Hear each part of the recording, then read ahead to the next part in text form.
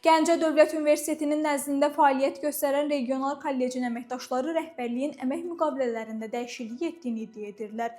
Onlar bu barədə İctimai TV-yə danışıb. Kollecin əməkdaşı Günay Əliyeva bildirib ki, ötən ayın sonunda SİMA platforması vasitəsilə əmək müqavilələrini yeniləmək istəyərkən sənəddə əvvəlki şərtlərdən fərqlənən müddəalarla qarşılaşıblar.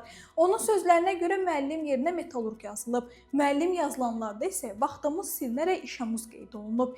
Qeyd edilib ki, hər dərs saatı 13 manat 60 qəpiklə hesablandığı halda yeni müqaviləyə görə 8 manat 30 qəpiyə hesablanacaq.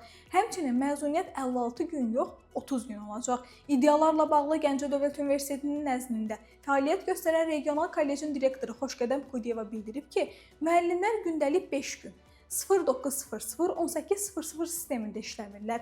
Aldıqları məvacib isə tədris etdikləri dərs saatına görə olur. Əlavə edilib ki, bu onların dərs cədvəllərinə və metodik işlərinə görə təyin olunub, lakin maaşlarına heç bir təsiri yoxdur.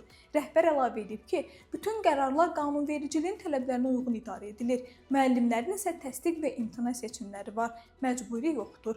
Qeyd edək ki, regional kollecin son vaxtlar müxtəlif iddialar, narazılıqlar və şikayətlərlə bağlı Azərbaycan mediasında ən çox gündəmə gələn təhsil müəssisələrindən biridir.